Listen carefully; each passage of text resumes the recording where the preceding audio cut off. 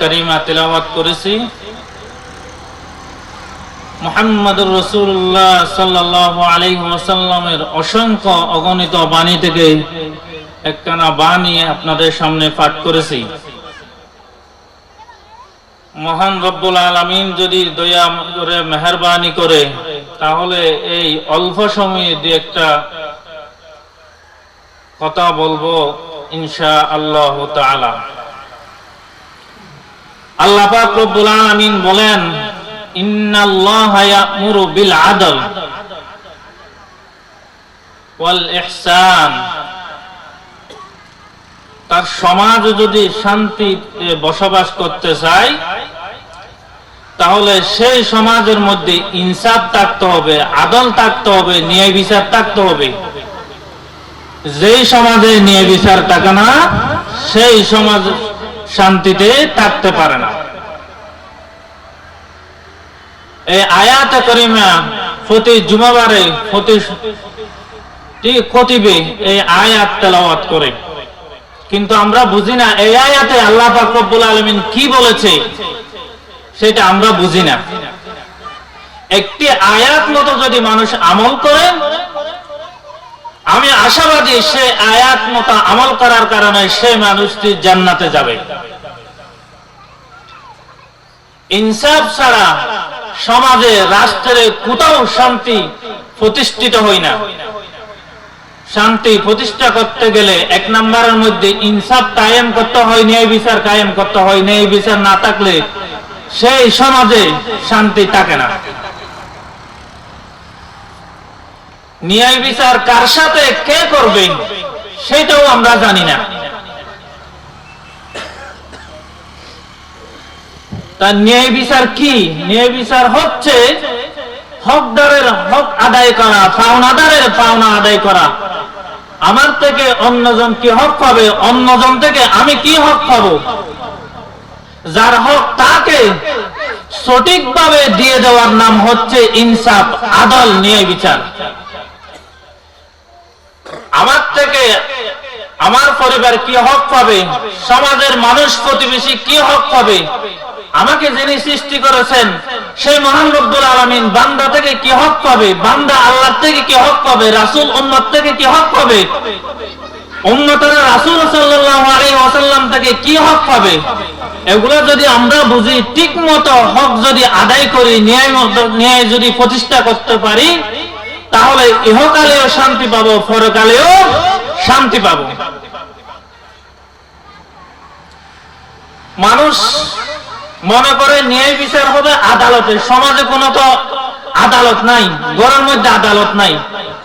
শান্তি যদি প্রতিষ্ঠা করতে চাই তাহলে আমাকে ঘর থেকে ন্যায় বিচার শুরু করতে হবে। আমার থেকে আমার স্ত্রী কি হক পাবে, মা বাবা কি হক পাবে, সন্তান সন্ততি কি হক পাবে, এগুলো আগেই দিয়ে দিতে হবে। ফ্যামিলি থেকে যদি ন্যায় বিচার প্রতিষ্ঠা করতে পারি তাহলে সমাজে করতে পারবো, আদালতে করতে পারবো, তাহলে এই সমাজ, এই দেশ শান্তির জায়গা হয়ে যাবে। আমরা তো দুনিয়ার মধ্যে বিচার করি, যার জোর বেশি, যার টাকা বেশি, যার ক্ষমতা বেশি তার পক্ষে রায় দিই, কিন্তু এটা হচ্ছে জুলুম।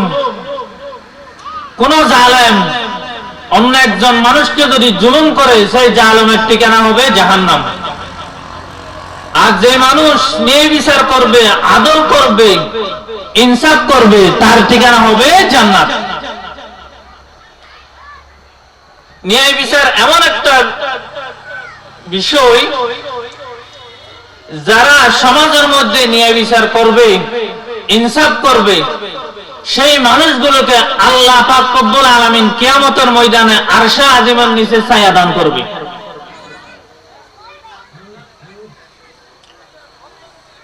ন্যায় বিচার এত বড় বিষয় কেন? আপনার ন্যায় বিচারের কারণে একজন মজলুম জালেমের জুলুম থেকে হেফাজত হয়েছে। এইজন্য আল্লাহ কিয়ামতের কঠিন ভয়াবহ অবস্থা থেকে আপনাকে হেফাজত করে আরশে আজিমের নিচে ছায়া দান করবে। যে কিয়ামতের কঠিন অবস্থা হবে, এত ভয়াবহ হবে, তার কোনো তুলনা দেওয়া যায় না। আল্লাহ রাসূল সাল্লাল্লাহু আলাইহি ওয়াসাল্লাম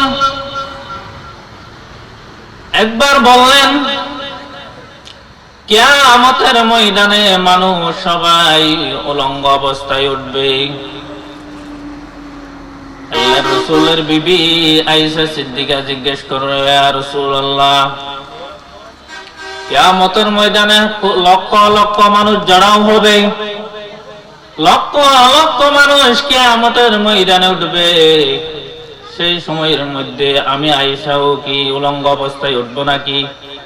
আল্লাহ রাসূল বলেন, ও আয়েশা, তুমি না, সমস্ত মানুষ কিয়ামতের ময়দানে উলঙ্গ অবস্থায় উঠবে। আয়েশা সিদ্দিকা বলেন, ইয়া রাসূলুল্লাহ, দুনিয়ার মধ্যে কোন মানুষ আমাদের চেহারা দেখে নাই, কিছু দেখে নাই, আমরা পর্দার ভিতরে ছিলাম। কিয়ামতের ময়দানে আমি এসে যদি উলঙ্গ অবস্থায় উঠি, মানুষ কি আমাকে দেখবে না? আল্লাহ রাসূল বলেন, আয়েশা, দুনিয়ার জগৎ এবং কিয়ামতের জগৎ এটা এক নয়। কিয়ামতের ময়দানে আল্লাহ পাকের আযাবের অবস্থা এমন ভাবে মানুষ দেখতে পাবে, এমন ভাবে ভয়াবহতা দেখবে, কোন মানুষ কারো দিকে তাকাবার সময় পাবে না।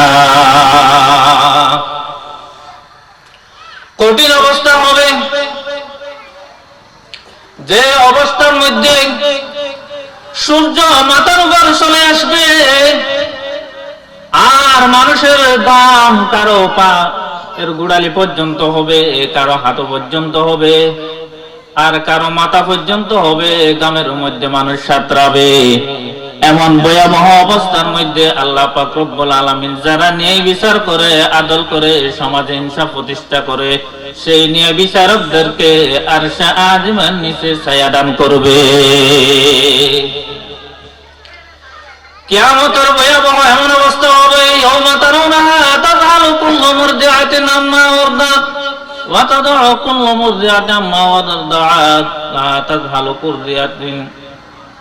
আল্লাহ এই আয়াত বলেন, পুরা আয়াত আছে না, এই আয়াত বলেন কিয়ামতের ময়দানের ভয়াবহ অবস্থা এমন হবে যে অবস্থার মধ্যে নিজের দুধের সন্তানকে মা চিনবে না, গর্ভবতী মেয়েদের গর্ভপাত হয়ে যাবে, যারা মানুষ উঠবে তারা মতকুরের মতো মাতাল হয়ে ঘুরবে, অথচ তারা মাতাল হয়ে ঘুরবে, কিন্তু তারা মাতাল না, কেউ মদ পান করে নাই। আল্লাহর ভয়াবহ আযাব দেখার পর তারা অস্থির হয়ে যাবে। এই অবস্থার মধ্যে নিয়ে বিচারকদেরকে আল্লাহ আরশে আজিমের নিচে ছায়া দান করবে। আমরা তো সমাজে নিয়ে বিচার করি না, যাদের টাকা পয়সা বেশি, ক্ষমতা বেশি, তাদের পক্ষে রায় দিই, কিন্তু দুনিয়ার মধ্যে তিনজন বিচারক হয়। রাসূল বলেন, একজন বিচারক সত্য কথা জানে এবং সত্য মতো রায় দেয়, সত্য কথা জানে, সত্য কথার উপর রায় দেয়, দুনিয়ার কারো শক্তিকে বই করে না, কোনো ক্ষমতার বই করে না, টাকা পয়সার বই করে না, সত্য রায় দেয়, সেই বিচারক হচ্ছে জান্নাতি। দ্বিতীয় নাম্বার বিচারক হচ্ছে যিনি সত্য জানে, কোন রহস্যজনক কারণে সত্য রায় দেয় না, যার টাকা বেশি তার পক্ষে রায় দেয়, যার ক্ষমতা বেশি তার পক্ষে রায় দেয়, যিনি ভোট বেশি দিতে পারবে তার পক্ষে রায় দেয়, এমন বিচারক জাহান্নামে যাবে। আমার রাসূল বলেন, কিয়ামতের ময়দানে এই ধরনের অন্যায় বিচার যারা করবে তারা প্রত্যেকে জাহান্নামে যাবে। তাহলে যারা ন্যায় করে না তারা কোথায় যাবে? জাহান্নামে যাবে। তিন নম্বরের বিচারক, যার বিচারে জ্ঞান নাই, এমন অবস্থা ছিল তাকে কোন মানুষ সমাজে দাওয়াত দিত না, কোন প্রোগ্রামে দাওয়াত দিত না, হঠাৎ টাকা হয়ে গেছে, হঠাৎ ক্ষমতা এসে গেছে, তারপর সে বিচারকের আসনে বসে গেছে, বিচারকের আসনে বসে যাওয়ার পর সে বিচার কার্যক্রম শুরু করছে, কিন্তু বিচার কিভাবে করতে হয় সেগুলো তার জানা নাই। এমন বিচারক উল্টা পাল্টা রায় দেবে, সেও জাহান্নামে যাবে, যার পক্ষে রায় দেবে সেও জাহান্নামে যাবে। এজন্য হকদারের হক আদায় করতে হবে, ইনসাফ করতে হবে। আমার থেকে আল্লাহ কি হক পাবে? আমাদেরকে আল্লাহ বানাইছে কি জন্য বানাইছে? বান্দার কাছ থেকে আল্লাহ দুইটা হক পাবে, আর বান্দা আল্লাহ পাকের পক্ষ থেকে একটি হক পাবে। আল্লাহ বান্দার কাছ থেকে কি হক পাবে? এক নাম্বারের মধ্যে শিরিক মুক্ত ঈমান নিয়ে আল্লাহর দরবারে যেতে হবে। শিরিক মুক্ত ঈমান ছাড়া আল্লাহর দরবারে গেলে ওই বান্দার ঈমান কোনো কাজে আসবে না, কারণ পিওর ঈমান নয়, এটা শিরিকে ভরা ঈমান। শিরিক মারাত্মক গুনাহ। হযরত লুকমান আলাইহিস সালাতু ওয়াস সালাম তার সন্তানকে ওসিয়ত করতেন, وَإِذْ قَالَ لُقْمَانُ لِابْنِهِ وَهُوَ يَعِظُهُ يَا بُنَيَّ لَا تُشْرِكْ بِاللَّهِ إِنَّ الشِّرْكَ لَظُلْمٌ عَظِيمٌ। হে আমার সন্তান, তুমি শিরিক করো না, শিরিক মারাত্মক গুনাহ। শিরিক এমন গুনাহ, যত গুনাহ করো ক্ষমা যদি চাও, প্রার্থনা যদি করো আল্লাহর দরবার আল্লাহ মাফ করে দিবে। কিন্তু যেই বান্দা শিরিক গুনাহ করবে আল্লাহ সেই বান্দাকে কখনো ক্ষমা করবে না। কারণ কি? কারণ হচ্ছে যে মহান রব্বুল আলামিন বানাইছে বান্দাকে, সেই মহান রব্বুল আলামিনের হক হচ্ছে পিওর ঈমান। সেই ঈমানের মধ্যে কাউকে শরীক করা যাবে না। যদি কোনো মানুষ শরীক করে তার উপর আল্লাহ নারাজ হয়। ইন্নাল্লাহা লা ইয়াগফিরু আন ইউশরাকা বিহি ওয়া ইয়াগফিরু মা দুনা যালিকা লিমান ইয়াশা। আল্লাহ পাকের দরবারে যদি কোনো মানুষ নামাজ না পড়ার কারণে যদি তওবা করে আল্লাহ মাফ করে দিবে। মিথ্যা কথা বলার কারণে গুনাহ হয়েছে যদি তওবা করে তাও মাফ। যত ধরনের গুনাহ আছে আল্লাহর দরবারে যদি তওবা করে সব গুনাহ মাফ করে দেবে, কিন্তু শিরিক গুনাহ আল্লাহ কখনো ক্ষমা করবে না। উদাহরণস্বরূপ যদি বুঝতে চান, কোন সন্তান যদি বাবাকে বলে, আমার বাবা, আপনাকে আমি বাবা বলে স্বীকার করি, কিন্তু আপনি ছাড়া আমার আরো 5 জন বাবা আছে। কোন বাবা সেই সন্তানকে মেনে নেবে না, কারণ বাবা কষ্ট করে জন্ম দিয়েছে, কষ্ট করে লালন পালন করেছে, কষ্ট করে তার যত কিছু প্রয়োজন আছে সব পূরণ করেছে। এরপর যদি বাবার ওই জন্মের মধ্যে যদি সন্তান অন্যজনকে শরীক করে বাবা মেনে নেয় না। কোন স্ত্রী যদি তরকারির মধ্যে লবণ বেশি দেয় স্বামী মেনে নিবে। কোন ঝগড়া করে সেটা যদি মাফ চায় স্বামী মেনে নিবে, কিন্তু সেই স্ত্রী যদি বলে আপনি আমার স্বামী ঠিক আছে, কিন্তু আরো 5 জনের অধিকার আছে আমার উপর, এই কথা যদি স্ত্রী বলে স্বামী কখনো মেনে নেবে না। কারণ সাধারণ ওই স্ত্রীকে স্বামী বানাই নাই, ওনাকে বানাইছে আল্লাহ। সুতরাং অল্প মহারণার বিনিময়ে তাকে কবুল করেছে, স্ত্রী বানিয়ে নিয়েছে। সেই স্ত্রী যদি স্বামীর অধিকারের মধ্যে অন্যজনকে শরীক করে স্বামী মেনে নেয় না, তাহলে যে মহান রব্বুল আলামিন আপনাকে সৃষ্টি করেছে, বানাইছে সবকিছু দিয়ে, সেই মহান রব্বুল আলামিনের সাথে যদি শিরিক করে রব্বুল আলামিন কিভাবে মেনে নিবে? এই জন্য শিরিক মুক্ত ঈমান নিয়ে আমাদের যেতে হবে। এটা আল্লাহ বান্দার থেকে হক পাবে। আল্লাহর হক যদি আমরা আদায় করতে না পারি আমাদেরকে জাহান্নামে যেতে হবে, কারণ আল্লাহর হক আদায় না করলে আল্লাহ আমাদের জাহান্নামে দেবে। দ্বিতীয় নম্বর হচ্ছে পিওর ইবাদত, সহিহ নিয়তের বেদাত মুক্ত ইবাদত নিয়ে আল্লাহর দরবারে যেতে হবে বান্দার পক্ষ থেকে, সেটাও আল্লাহ হক পাবে। আল্লাহ বান্দার পক্ষ থেকে 2টা হক, একটা হচ্ছে শিরিক মুক্ত ঈমান, 2 নম্বর হচ্ছে বেদাত মুক্ত সহিহ নিয়তের ইবাদত। ইবাদত করছেন, নিয়ত সহিহ হয় নাই, কবুল হবে না। ইবাদত করছেন কিন্তু নবীর তরিকা মতো হয় নাই, সেটাও কবুল হবে না। ইবাদত করলেই সহিহ নিয়ত করতে হবে এবং নবীর তরিকা মতো করতে হবে। বেদাত যদি থাকে সেই ইবাদত কবুল হবে না। সহিহ নিয়তের কত দাম, ছোট্ট একটি ঘটনা যদি পেশ করি আপনারা বুঝতে পারবেন। কিয়ামতের ময়দানে যখন আল্লাহ বিচার কায়েম করবে, এমন অবস্থার মধ্যে আল্লাহ একজন শহীদকে ডাক দিবে। শহীদকে ডাক দেওয়ার পর বলবে, তোমাকে আমি দুনিয়াতে পাঠাইছি, আমি আল্লাহর জন্য কি নিয়ে এসেছো? ও শহীদ বলবে, আল্লাহ আমাকে দুনিয়ার মধ্যে পাঠাইছেন, ঠিক আছে, আপনার ইসলামকে বলবালা করার জন্য, ইসলামের ঝান্ডাকে উঁচু করে ধরে রাখার জন্য আমি লড়াই করেছি ইসলামের পক্ষে এবং শহীদ হয়েছি, এবং রক্তাক্ত অবস্থায় আমাকে দাফন করা হয়েছে, এবং রক্তাক্ত অবস্থায় রক্ত মাথা সরিয়ে তুমি আল্লাহর দরবারে হাজির হয়েছি।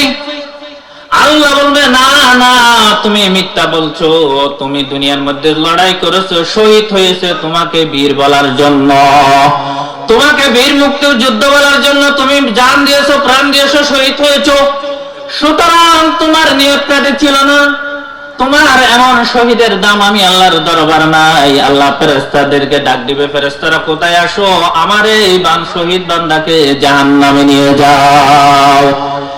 ওই লোকটি জিহাদ করেছে, যুদ্ধের ময়দানে গিয়েছে, নিজের প্রাণ বিসর্জন দিয়েছে, কিন্তু নিয়তটা সহি ছিল না। তার নিয়ত ছিল মানুষ আমাকে বীর বলবে, মানুষ আমাকে মুক্তিযোদ্ধা বলবে, মানুষ আমাকে ফলবান বলবে, এই নিয়তে যুদ্ধ করেছে, সেই জন্য তার শহীদ আল্লাহর দরবারে কবুল হবে না। এবং যে ফেরেশতাদেরকে বলবে, ফেরেশতারা তাকে টেনে টেনে জাহান্নামে নিয়ে যাও। তাহলে ইবাদত করছে ঠিক আছে, শহীদ হয়েছে ঠিক আছে, নিয়ত সহি না থাকার কারণে কোথায় যেতে হবে? জাহান্নামে যেতে হবে। এজন্য আল্লাহর হক হচ্ছে ইবাদত, তার সঠিক নিয়ত হতে হবে। বুখারী শরীফে আল্লাহ রাসূল বলেন, ইন্নামাল আমালু বিন্নিয়াত, যা আমল করো সহি নিয়তে করতে হবে। সহি নিয়ত যদি বান্দা অল্প আমল করে, তা আল্লাহর দরবারে গ্রহণযোগ্য হবে। আমল যাই করো অল্প করো, আখলিস দীনাকা ইয়াকফিকাল আমালুল কলিল। রাসূল বলেন, আমল যাই করো অল্প হোক, সেটা যদি সঠিক নিয়ত হয়, সহি নিয়ত হয়, আল্লাহকে রাজি খুশি করার জন্য হয়, আল্লাহ পাক রব্বুল আলামিন সেই আমল কবুল করবে, সেই আমল বদলতে বান্দাকে জান্নাতের ফয়সালা করে দিবে। এই জন্য আমল যাই করে সহি নিয়ত করতে হবে। শহীদের পর আল্লাহ কিয়ামতের ময়দানে একজন আলেমকে ডাকবেন। ওই আলেমকে জিজ্ঞেস করা হবে, তোমাকে দুনিয়ার মধ্যে পাঠাইছি আর আলেম দিয়েছি, আমার জন্য কি আমল এনেছো? ওই আলেম বলবে, আল্লাহ আমি হাদিস পড়াইছি, ওয়াজ করেছি, তাবলীগের দাওয়াত দিছি, সবগুলা তুমি রব্বুল আলামিনের জন্য করেছি। আল্লাহ বলবে, না না, তুমি মিথ্যা বলছো, তুমি দুনিয়ার মধ্যে হাদিস পড়াইছো তোমাকে মুহাদ্দিস বলার জন্য, তুমি দুনিয়ার মধ্যে ফতোয়া দিয়েছো তোমাকে মুফতি বলার জন্য, তুমি দুনিয়ার মধ্যে ওয়াজ করেছো তোমাকে বড় ওয়াইজ বড় বক্তা বলার জন্য, তুমি আমি আল্লাহকে রাজি করার জন্য ইবাদত করো নাই, সুতরাং তোমার নিয়ত সহি ছিল না। ফেরেশতাদেরকে ডাকবে, ফেরেশতারা কই আসো, আমার এই বান্দাকে জাহান্নামে নিয়ে যাও। ওই আলেম 30 বছর 40 বছর হাদিস পড়াইছে, ফতোয়া দিয়েছে, তাবলীগের দাওয়াত দিয়েছে, এবং মাহফিলের ময়দানে ওয়াজ করেছে, প্রান্ত থেকে প্রান্ত ছুটে গিয়েছে ইসলামের দাওয়াত দেওয়ার জন্য, সব কিছু করেছে, কিন্তু তার সহি নিয়ত ছিল না, যার কারণে একটা আমল কবুল হয় নাই। আমল কবুল না হওয়ার কারণে তাকে জাহান্নামে পাঠাবে। তাহলে আমল করতে হলে নিয়ত সহি করতে হবে, সহি শুদ্ধ নিয়ত ছাড়া আমল কবুল হবে না। 3 নম্বরের মধ্যে ডাকবে একজন দানবীরকে। ওই দানবীরকে ডাকার পর বলবে যে, তোমাকে তো এত সম্পদ দিয়েছি, আমি আল্লাহর জন্য কি এনেছো? ওই দানবীর বলবে, আল্লাহ দুনিয়ার মধ্যে গরিব মানুষকে সাহায্য করেছি, মসজিদ বানাইছি, মাদ্রাসা সহযোগিতা করেছি, যা যা করার সব করেছি, শুধুমাত্র তুমি আল্লাহকে রাজি করার জন্য। আল্লাহ বলবে, না না, সব কিছু মিথ্যা বলছো বান্দা, তুমি দান করেছো তোমাকে দানবীর বলার জন্য, তুমি দান করেছো তুমি মানবতার ফেরিওয়ালা বলার জন্য, দুনিয়ার মধ্যে বড় দানবীর বলার জন্য দান করেছো, মাহফিলে সম্মান দেওয়ার জন্য, অন্যান্য প্রোগ্রামে তোমাকে সভাপতি করার জন্য তুমি দান করেছো, 10,000 টাকা মাহফিলে দিয়েছো তোমাকে সভাপতি বানাবার জন্য, 10,000 টাকা বিয়ের অনুষ্ঠানে দিয়েছো তোমাকে বড় দানবীর বলার জন্য, তুমি আল্লাহ আমি আল্লাহকে রাজি করার জন্য দান করো নাই। সুতরাং তোমার নিয়তে বেজাল ছিল, সেই দান আমি আল্লাহর দরবারে কবুল হই নাই। তাহলে একজন শহীদকে ডাকবে আল্লাহ কিয়ামতের ময়দানে।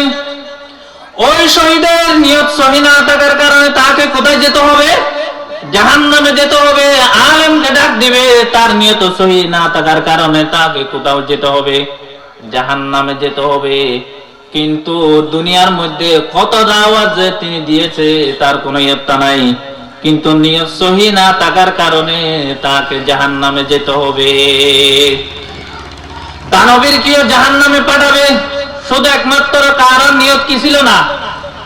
সহি ছিল না। বুখারী শরীফে রাসূল বলেছেন, যা আমল করো সহি শুদ্ধ নিয়তে করো। নিয়ত সহি নাই, আমল আল্লাহর দরবারে কবুল নাই। এজন্য যা আমল করি কিভাবে করতে হবে? সহি নিয়ত করতে হবে। যদি আমল করেন ঠিক আছে, নিয়ত যদি সহি না তাহলে শুদ্ধ না তাহলে কবুল হবে না। আর আমল করেছেন নিয়ত সহি, যদি রাসূলের সুন্নাহ মত না হয় তাও কবুল হবে না।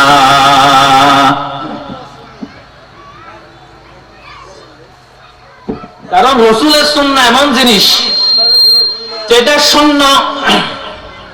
স্বর্ণ কাটে কিনা এটা যাচাই করার জন্য কষ্টি পাথর লাগে। আপনাকে একটা স্বর্ণের মতো একটা টুকরা দিয়েছে, যে কষ্টি পাথরে ঘষা দিয়েছেন, দেখা যায় এটা স্বর্ণ না। যখন আরেকটা আনছে ওইটাও ঘষা দিয়েছেন, এটা স্বর্ণ, স্বর্ণটাকে স্বর্ণ হিসাবে ঠিক করে যে কষ্টি পাথর, ইবাদতকে ইবাদত হিসাবে ঠিক করে দেয় একমাত্র রাসূলের সুন্নাহ। ইবাদত রাসূলের সুন্নাহ মতো না হলে কবুল হবে না।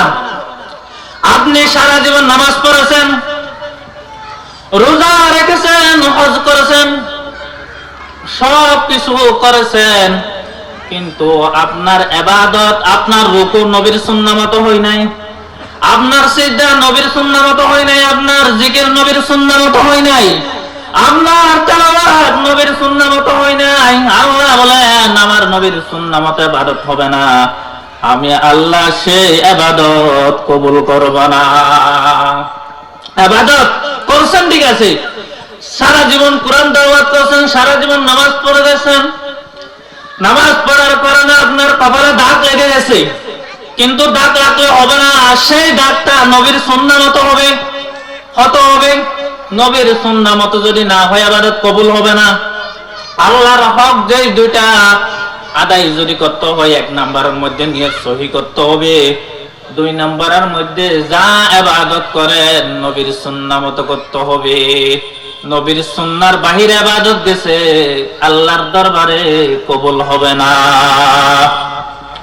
এজন্য যা ইবাদত করি 1 নাম্বারের মধ্যে শিরক মুক্ত ঈমান নিয়ে সহি নিয়ত করতে হবে, 2 নাম্বারের মধ্যে রাসূলের সুন্নাহ মতো করতে হবে।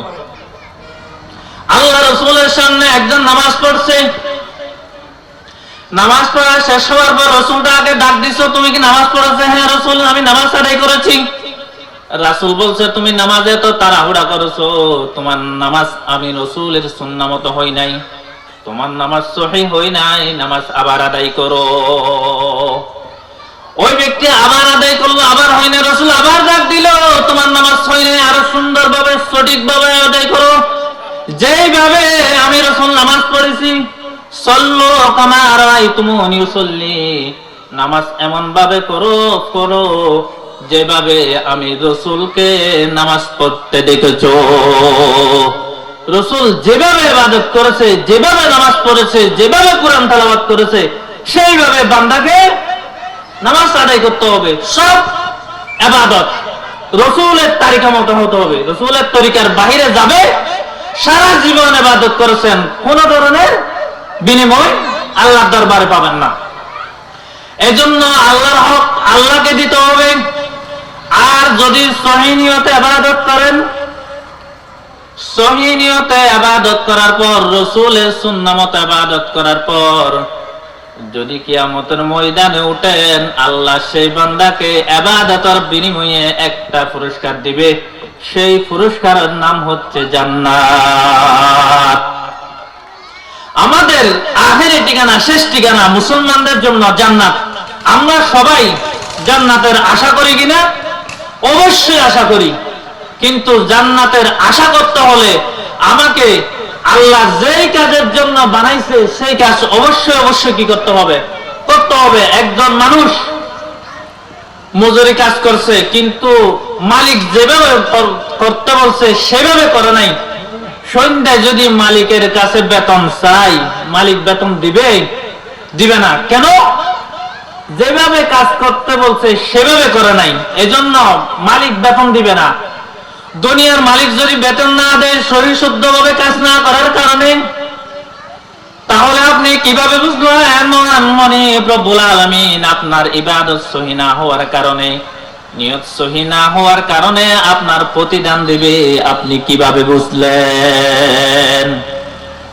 এজন্য আল্লাহ পাক বলেন, যা ইবাদত করবে শিরিক মুক্ত ঈমান নিয়ে সহি নিয়তে নবীর সুন্নাহ মতো করতে হবে। আল্লাহর হক আল্লাহকে দিলেন, এরপর আল্লাহ বান্দার হক দিবে জান্নাত। বান্দা আল্লাহর কাছ থেকে কি পাবে? জান্নাত। কিন্তু বান্দা আল্লাহর হক দিতে বাধ্য, আল্লাহ বান্দার হক দিতে বাধ্য নয়। কেন নয়? একটা ঘটনা বললে বুঝবেন। বনী ইসরাইলের একটা লোক 500 বছর পর্যন্ত নির্জন এলাকা গিয়ে ইবাদত করেছে, 500 বছর নামাজ পড়েছে, 500 বছর তাসবিহ পড়েছে, 500 বছর তেলাওয়াত করেছে। কাছে একটা প্রার্থনা, আমি যেন সিজদা দিই, সেই সিজদারত অবস্থায় যেন আমার মৃত্যু হয়। আল্লাহ পাক রব্বুল আলামিন তার দোয়া কবুল করেছে। আল্লাহ তাকে সিজদারত অবস্থায় মৃত্যু দিয়েছে। কিয়ামতের ময়দানে সেই লোকটি সিজদারত অবস্থায় আল্লাহর দরবারে উঠবে।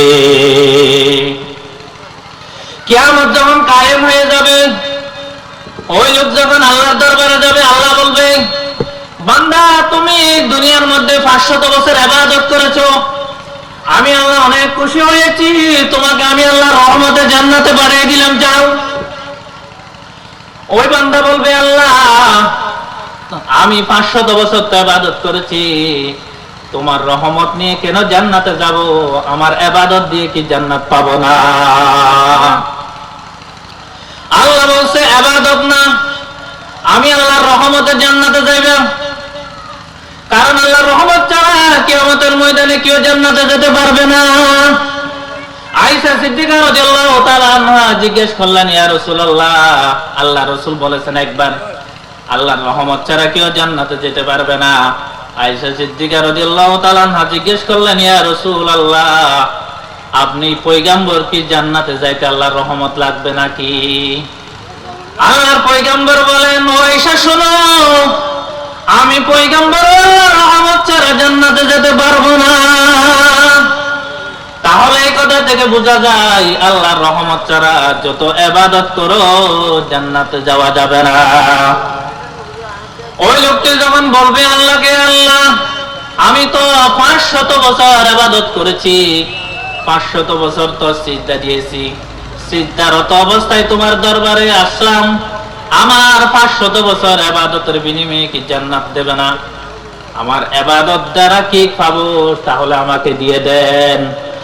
আল্লাহ পাক বলেন, তাহলে যদি হিসাব কিসাব করতে চাও তাহলে বলো, তুমি যে 500 বছর ইবাদত করেছো সেইটা পরে আগে তোমাকে আমি দুইটা চক্ষু দিয়েছি, তুমি বান্দা বলো কত বছর ইবাদত দিলে 2টা চক্ষু পাবা? ওই বছর ইবাদত দিলে 2 চোখ জুড়ে পারিব, ইবাদত দি চোখ পানা যাব।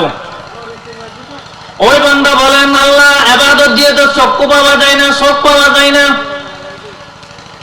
আল্লাহ বলবেন, না পাওয়া গে না যাক, তবে 500 বছর ইবাদতের জন্য তোমার চোখের বিনিময় গেল, কিন্তু তোমাকে 2টা হাত দিছি, একটা সুস্থ ব্রেন দিছি, তোমার ব্রেন না থাকলে ইবাদত করতে পারতা না। 2টা পাও দিছি, এই পা না থাকলে তুমি হাঁটতে সিজদা করতে পারত না। এবং তুমি যেই জায়গায় ইবাদত করেছো চতুর্দিকে সাগর, মাঝখানে দ্বীপ, সেই দ্বীপের মধ্যে চতুর্দিকে লবণাক্ত পানি, মিঠা পানির ব্যবস্থা নাই। আমি আল্লাহ কূপের ব্যবস্থা করে দিয়েছি, সেখান থেকে মিঠা পানি পান করেছে। এগুলা কে দিয়েছে? আর প্রতিদিন রাতে একটা একটা আপেল কাটে, একটা গাছ থেকে আপেল ধরতো, অথচ বছরে একবার আপেল ধরে মৌসুমে। আমি আল্লাহ তুমি বান্দার জন্য প্রতিদিন একটা করে আপেল দিয়েছি। এগুলা যদি না দিতাম, ওই দ্বীপের মধ্যে পানির ব্যবস্থা যদি না করতাম, তাহলে আপেল খাইতে পারত না, পানি পান করতে পারত না। তাহলে তুমি কিভাবে 500 বছরের ইবাদত করতা? আর ইবাদত তো সময় তুমি বলেছো আল্লাহ আমাকে যেন সিজদারত অবস্থায় মৃত্যু দেও। আমি আল্লাহ সেটাও কবুল করে তোমাকে সিজদারত অবস্থায় মৃত্যু দিয়েছি।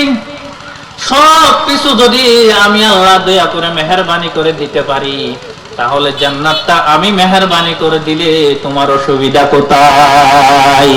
তাহলে ইবাদত দিয়ে জান্নাত পাওয়া যাবে না। জান্নাতে যেতেও কার রহমত লাগবে? আল্লাহর রহমত লাগবে। আল্লাহর রহমত ছাড়া বান্দা জান্নাতে যেতে পারবে না। তাহলে বান্দার কাছ থেকে আল্লাহ কি হক পাবে? বান্দার কাছ থেকে আল্লাহ হক পাবে দুইটা। একটা হচ্ছে শিরিক মুক্ত ঈমান, দ্বিতীয় নম্বর হচ্ছে সহিহ নিয়ত এবং বেদাত মুক্ত ইবাদত। এই দুইটা জিনিস বান্দা যদি আল্লাহকে দিতে পারে, আল্লাহ সেই বান্দাকে কি দিবে? খুশি হয়ে একটা জান্নাত দিবে। সুবহানাল্লাহ। এরপর এটা ইনসাফের কথা বলছি, আদল, বান্দার হক। বান্দা আল্লাহকে আল্লাহ থেকে নিবে, আর আল্লাহ বান্দার কাছ থেকে যে হক পাবে সে হক বান্দাকে আল্লাহকে দিতে হবে। হক যদি আদায় না করে তাহলে শান্তি হবে না। দ্বিতীয় নম্বরের মধ্যে আমাদের কাছ থেকে, উম্মতের কাছ থেকে নবী কি হক পাবে? বলেছিলাম আদলের কথা, ইনসাফের কথা। ইনসাফ মানে কি? হকদারের হক আদায় করা, পাওনাদারের পাওনা আদায় করা। নবী উম্মতের কাছ থেকে হক পাবে একটা, সেটা হচ্ছে নবীর অনুসরণ করা, অনুকরণ করা, সুন্নত মতো চলা। কোন উম্মত যদি নবীর সুন্নত মতো আমল না করে, না চলে, সুন্নাহ মতো আমল না করে, তাহলে সেই নবীর হক আদায় করলো না। আর নবীর কাছ থেকে উম্মত হক পাবে দুইটা। একটা হচ্ছে কিয়ামতের ভয়াবহ অবস্থায় উম্মতের জন্য নবী সুপারিশ করবে। দ্বিতীয় নাম্বার হচ্ছে হাউজে কাউসারের পানি পান করাবে। তাহলে উম্মতের কাছ থেকে নবী হক পাবে একটা, সেটা হচ্ছে কি?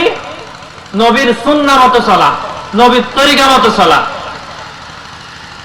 আর উম্মতের কাছ থেকে, উম্মত নবীর কাছ থেকে যে হক পাবে সেটা হচ্ছে হাউজে কাউসারের পানি পান করানো এবং কিয়ামতের ময়দানে উম্মতের জন্য সুপারিশ করা। নবীর সুপারিশ ছাড়া কি জান্নাতে যাওয়া যাবে? যাবে না। কিয়ামতের এমন অবস্থা হবে, অন্যান্য নবী যারা ছিল,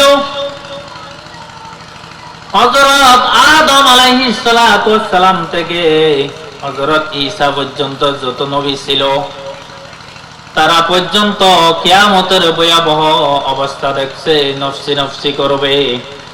এমন সময় আমার মতো, আপনার মতো সাধারণ মানুষের কি অবস্থা হবে? আদম আলাইহিস সালামের উম্মতরা আদম নবীর কাছে যাবে, ও আদম নবী, আপনি আমাদেরকে ইসলাম মতো চলতে বলেছেন, ওয়াজ করেছেন, নসিহত করেছেন, সেই মোতাবেক চলেছি। কিয়ামতের অবস্থায় আমাদের জন্য একটু আল্লাহর দরবারে সুপারিশ করেন। আদম নবী বলবে আমি পারবো না। আরেকজন নবী সামনে আছে, ওনার দিকে যান, ওনার কাছে যান। ওনার কাছে আসবে, ঈসা নবীর কাছে আসবে। ঈসা বলবে আমি পারবো না, আমার অবস্থাও খুব খারাপ, কোন সময় আমি আল্লাহর দরবার থেকে পার পাবো সেটাও জানি না। মুসা নবী জলিলে কদর পয়গম্বর ছিল, মুসা নবীর কাছে যাও। মুসার উম্মতরা মুসা নবীর কাছে যাবে। মুসা নবী বলবে আমিও নবীর আল্লাহর দরবারে সুপারিশ করতে পারবো না, আমার কি অবস্থা হয় এই কিয়ামতের ময়দানে আমি মুসা পয়গম্বরও জানি না। মুসা পরামর্শ দিবে আমি পারবো না। একজন নবী কিয়ামতের ময়দানে সুপারিশ করতে পারবে, তিনি হলেন মুহাম্মদুর রাসূলুল্লাহ সাল্লাল্লাহু আলাইহি ওয়াসাল্লাম। তিনি মাহবুব নবী, আল্লাহর পেয়ারা নবী। তার কাছে যাও, তিনি এই কিয়ামতের ময়দানে সুপারিশ করবে। তাহলে নবীর সুপারিশ ছাড়া জান্নাতে যাবে না, যাওয়া যাবে না কোনো মতে।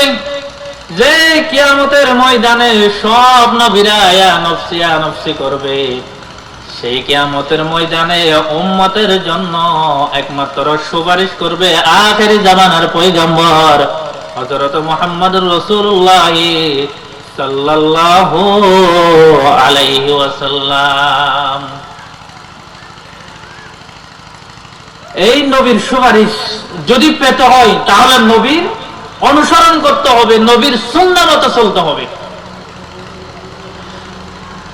নবীর ইতাআত করতে হবে। সাহাবায়ে কেরাম নবীকে জিজ্ঞেস করলো ইয়া রাসূলুল্লাহ, কারা কিয়ামতের ময়দানে আপনার সুপারিশ পাবে? কারা কিয়ামতের ময়দানে হাউজে কাউসারের পানি পাবে? আল্লাহর রাসূল বলেন, ও আমার সাহাবীরা শুনে রাখো, কিয়ামতের ময়দানে এমন ভয়াবহ অবস্থা হবে, সেই ভয়াবহ অবস্থার মধ্যে আমি একদল উম্মতের জন্য সুপারিশ করব যারা আমি নবী এবং আমার সাহাবীর অনুসরণ করেছে। অর্থাৎ বনী ইসরাইলের মধ্যে উম্মতরা 72 দলে বিভক্ত ছিল।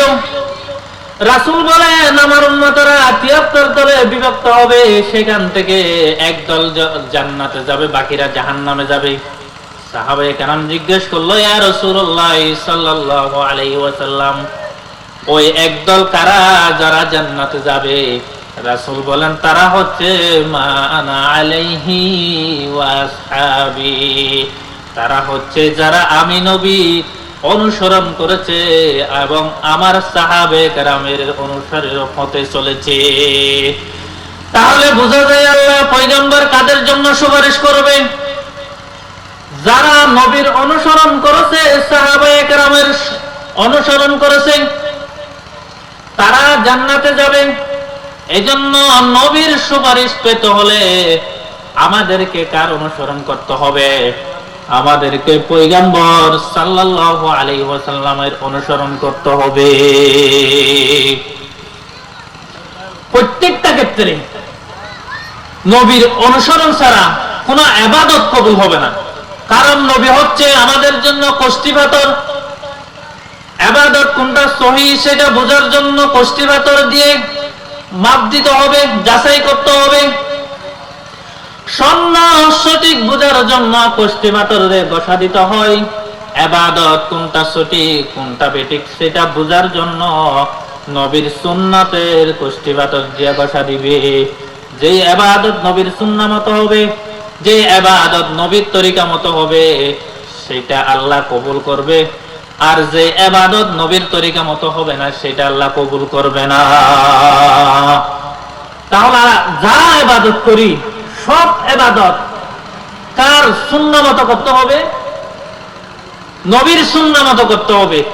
নবীর সুন্নাহ মতো ইবাদত করে যদি, নবীর সুন্নাহ মতো যদি জিন্দেগি করে এই দুনিয়া থেকে বিদায় হতে পারি, তাহলে কিয়ামতের ময়দানে আল্লাহর নবী আমাদের জন্য সুপারিশ করবে আল্লাহর দরবারে।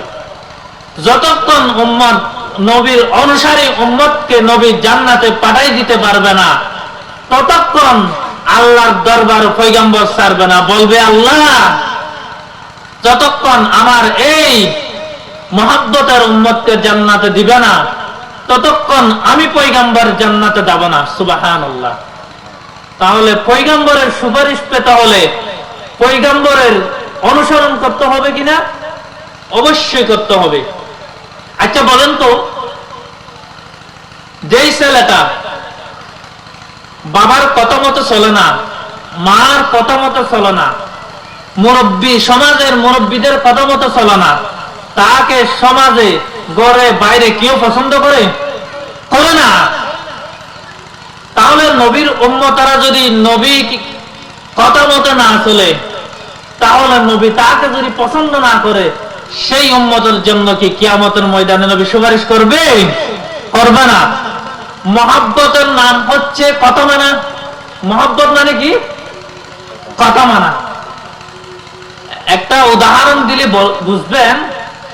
একজন মানুষ তার বউকে বেশি ভালোবাসে, প্রতিদিন সন্ধ্যা যখন ঘরে যায় তখন বলে যে তোমাকে তো আমি বেশি ভালোবাসি,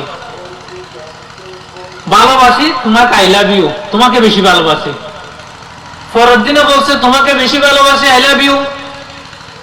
ওই স্ত্রী বলল, ওই স্বামী, তুমি যদি আমাকে বেশি মহাব্বত করো, ভালোবাসো, তাহলে আমি পরীক্ষা করব। ওদের কি পরীক্ষা? কালকে যখন কক্সবাজার বাজারে যাবে আমার জন্য একটা রঙিন শাড়ি আনবা। স্বামী বলে সেটা পারবো না, তবে তোমাকে ভালোবাসি। স্ত্রী বলে আমার জন্য একটা শীতের কাপড় আনবা, সেটা পারবো না, তবে তোমাকে ভালোবাসি। ওই স্ত্রী বলবে তুমি এখানে নাটক করো না, তুমি মহাব্বত আলী না, তুমি হচ্ছে মতলব আলী। মহাব্বত যদি করে তাহলে বউ যেটা আনতে বলে সেটা আনবে না? অবশ্যই আনবে। কোন সন্তানকে যদি বাবা বেশি মহাব্বত করে, বাবা যখন ঘর থেকে বের হয়ে ওই সন্তান যখন দৌড়ে এসে বলে বাবা তুমি কোথায় যাচ্ছ?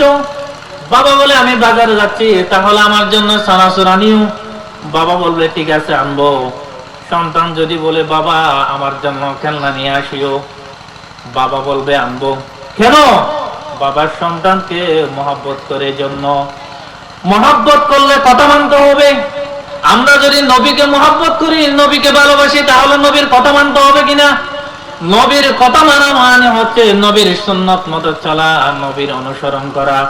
যে উম্মতরা নবীর অনুসরণ করবে, নবীর কথা মতো চলবে, কিয়ামতের ময়দানে সেই উম্মতের জন্য নবী সুপারিশ করবে। তাহলে নবী আমাদের থেকে কি হক পাবে? দুইটা হক পাবে। একটা, সেটা হচ্ছে নবীর অনুসরণ করা, নবীর সুন্নাহ মতো চলা।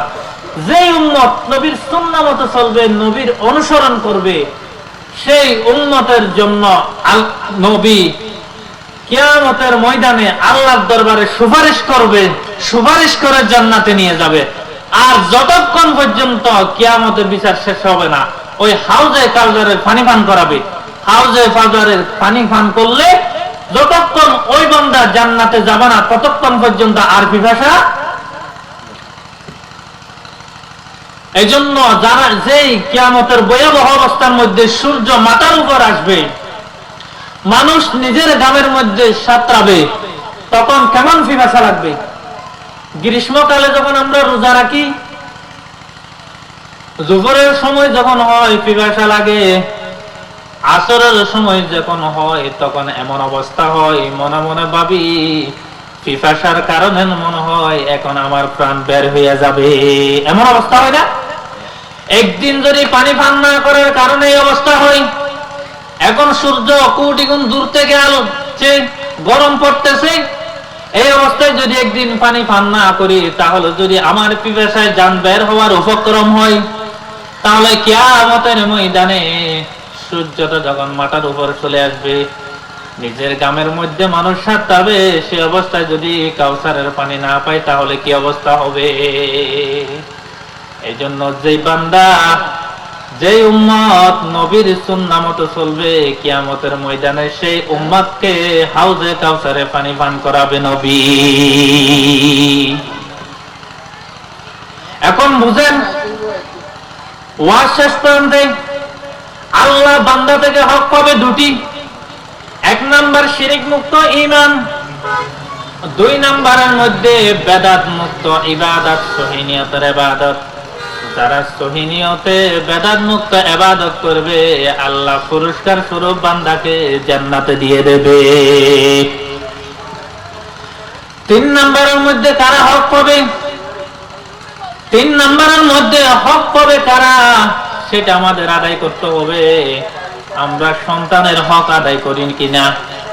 সন্তানের হক আদায় করতে হবে। মা বাবার কাছ থেকে সন্তান কি হক পাবে?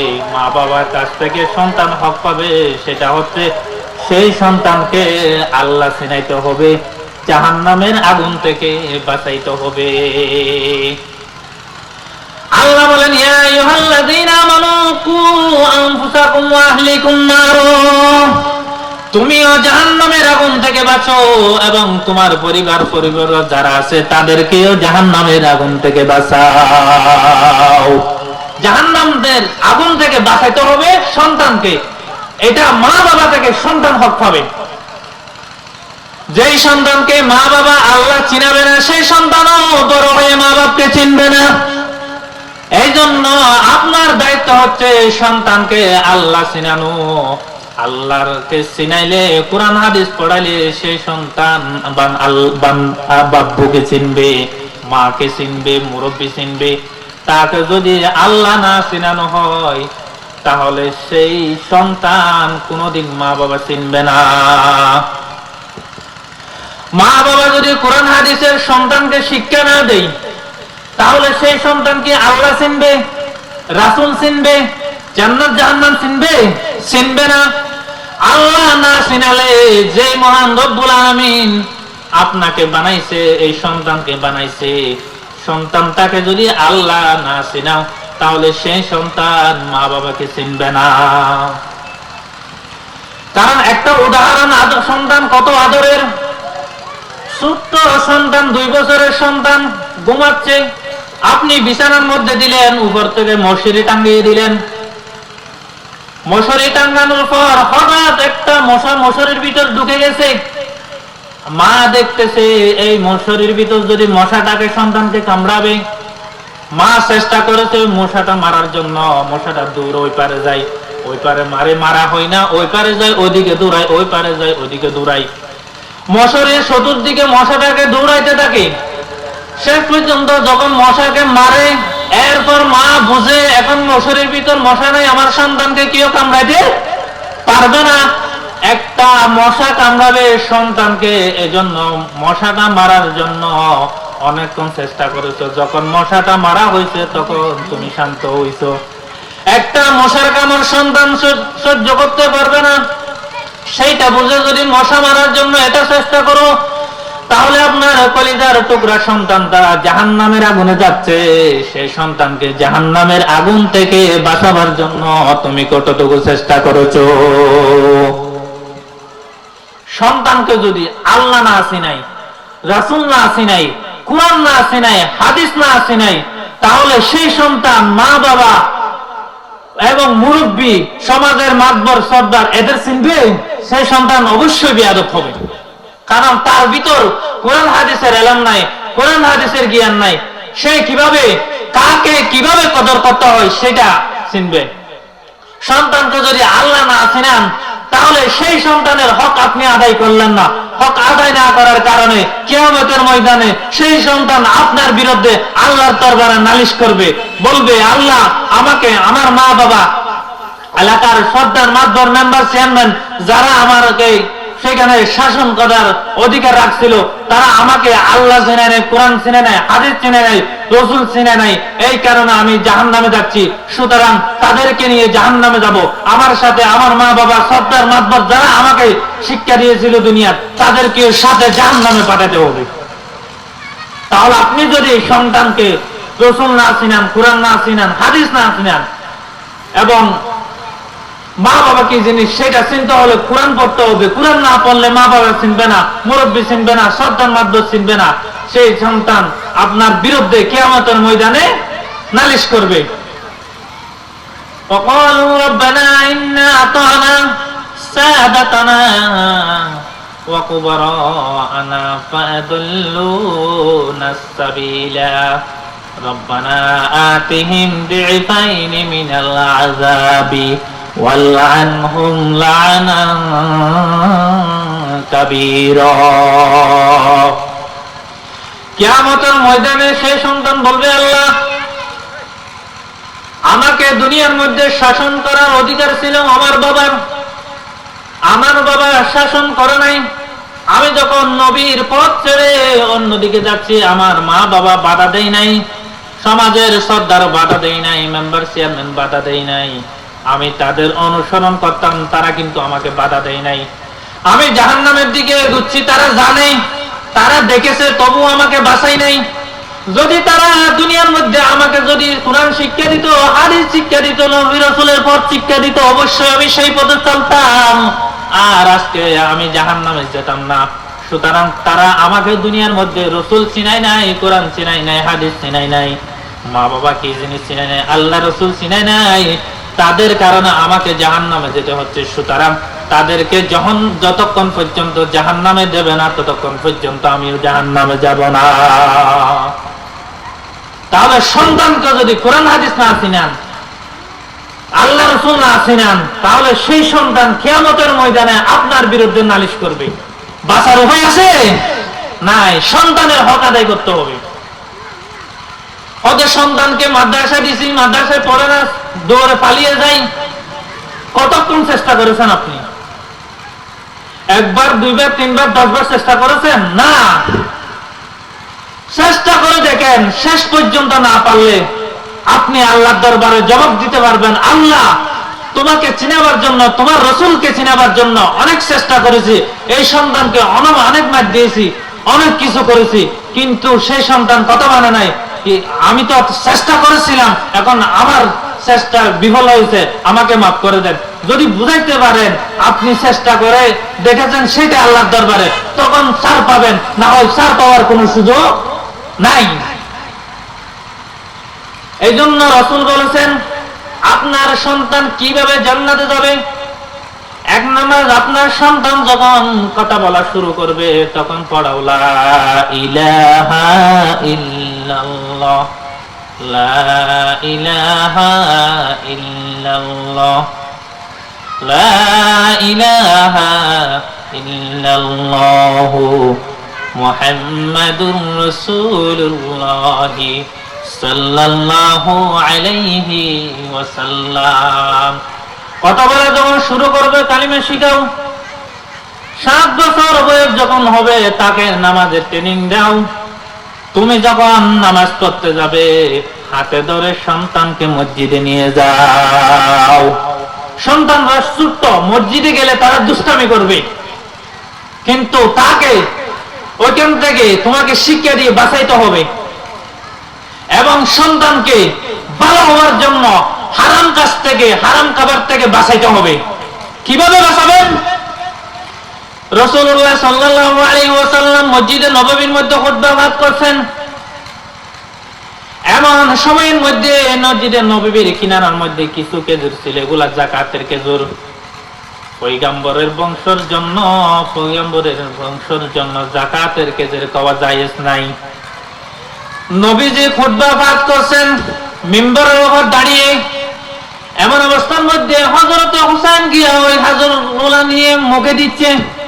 রাসূল বলছেন, হে নাতি, অর্থাৎ তুমি এটা ফেলে দাও, এটা তোমার জন্য হারাম। নবীজি ওই নাতিকে দেখে ওই খেজুরটা কেড়ে নিয়েছে, হারাম থেকে হেফাজত করেছে। এভাবে সন্তানের পেট থেকে হারামের হেফাজত করতে হবে। সেই সন্তান আল্লাহওয়ালা হবে। সেই সন্তান রাসূল বলবে না, কোরআন বলবে না, আল্লাহ বলবে না, মা বাবাকে বলবে না। এখন যত হারামের দিকে যায় মা বাবা ফসরে দেয়, যার কারণে সন্তানটা পথহারা হয়। মা বাবা ফসর না দিলে সন্তান কোনোদিনও পথহারা হতে পারে না। সন্তানকে যদি ছোট্টকাল থেকে আপনি দ্বীনের ট্রেনিং না দেন, কোরআনের ট্রেনিং না দেন, তাহলে সেই সন্তান দ্বীন থেকে দূরে চলে যাবে, কোরআনের পথ থেকে, রাসূলের পথ থেকে দূরে চলে যাবে। সেই সন্তান পথভ্রষ্ট হয়ে জাহান্নামে পতিত হবে। এজন্য মা বাবার থেকে 1 নম্বরের সন্তান হক পাবে, সেটা হচ্ছে তাকে আল্লাহ চিনাইতে হবে, জাহান্নাম কি জিনিস রাসূল চিনাইতে হবে, কোরআন হাদিস চিনাইতে হবে। যদি চিনাইতে না পারেন, সেই সন্তান কিয়ামতের ময়দানে আপনার বিরুদ্ধে নালিশ করবে, আপনাকে সেই সন্তান জাহান্নামে নিয়ে যাবে। এজন্য আপনি ইবাদত করেন, সন্তানকে বাঁচান না, তাহলে সন্তান আপনার বিরুদ্ধে নালিশ করবে। তো আপনি নামাজে যাচ্ছেন, ফজরের আজান হয়েছে, নামাজে যাচ্ছেন, সন্তানকে নিয়ে যাচ্ছেন না। মা যখন বলছে আমার সন্তানটাকে মসজিদে নিয়ে যাও, আপনি বলছেন বেশি ঠান্ডা, এই তো ঠান্ডার মধ্যে সে উঠতে পারবে না, আর কিছু ঘুমা।